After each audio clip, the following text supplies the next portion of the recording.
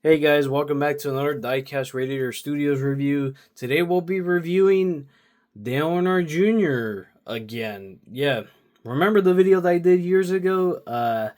Yeah, there's a lot that has changed over the years ever since I did that review. That video has been outdated for sure because I said in that video that Dale Jr. will never be re-released. Well, now that's become to fruition now because Dale Jr. is did come back for 2026 and the NASCAR line, but unfortunately I do not have that one because that one is so freaking hard to find right now because Walmart seems to not be getting in that case. I don't know what the heck is going on. I don't know why my Walmarts have not gotten in Dale Jr., but I hope when they do get that one so I can do a review on it. But this other version of Dale Jr. is a very interesting one because this is a factory custom version.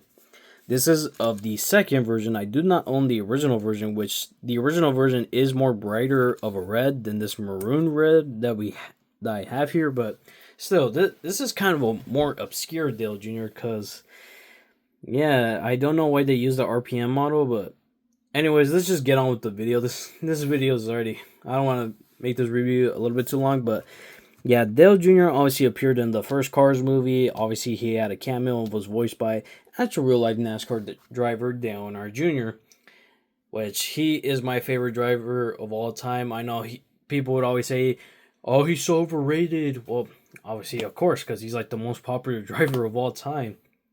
Even after he retired, he's still the most popular driver. He has his own podcast. He has everything. And obviously, I'm a big Dale Jr. fan because I own, not only that, I own his Dale Jr. 2006 schemes, 124 scale, and I own, of course, these.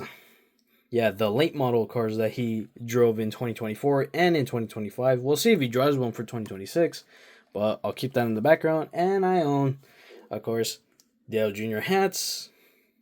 And pull out the other one. The other one is not in great condition anymore.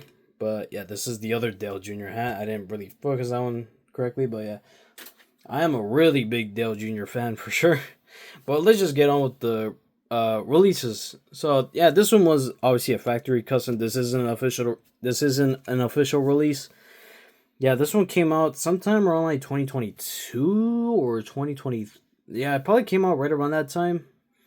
There is two versions. There is a more brighter red version, and then this maroon version. I only own the maroon one, and yeah, that's pretty much it. But obviously, Dale Jr. has been releasing the main line, but using this body style and using the nitrate one, and then also we'll count the 2026 one.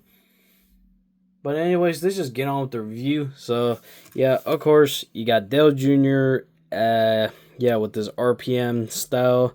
Unfortunately, mine does have a big cut on the front hood, and it's actually kind of ruined the metal. I try to tell the seller like, hey, my Dale Jr. is damaged. Can I get a replacement or something? He said he'll give me a refund, and he did give me a refund. So that's good. At least I got this one for free. So, or I get to keep this one for sure, and I got my money back. Of course, you got the number 8. You got the Dale Earnhardt Incorporated logo. You got, of course, the Lightyear tire text on the fenders. You got Lightyear tires.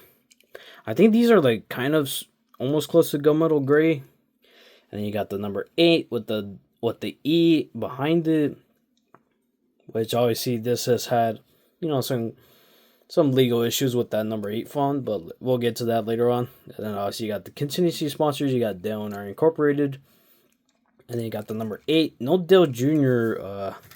Actually, the interesting thing is that on this Dale Jr., there's no freaking Dale Earnhardt Jr.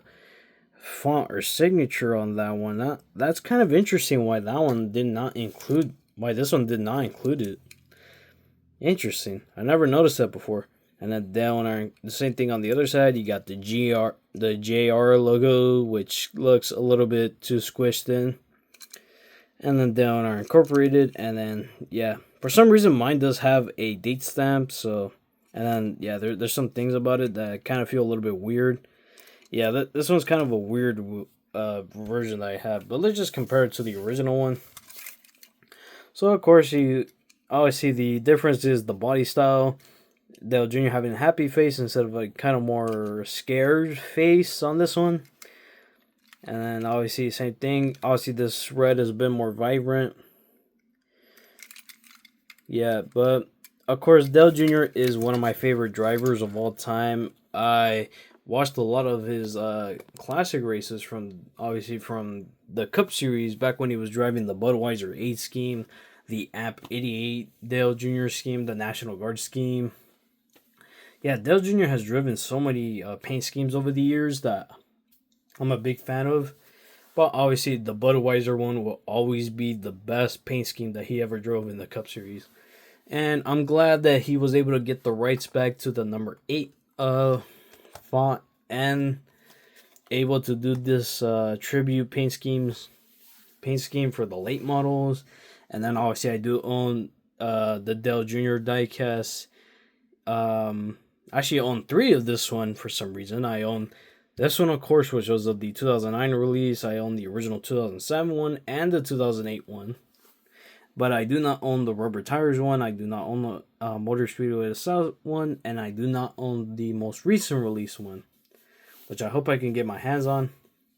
But yeah, anyways, yeah, this is a pretty short video. But thank you guys all for watching. And we'll see what the next video will be. And I'll see you guys next time. Maybe if I can get that Dale Jr. But I'll see you guys later. Bye.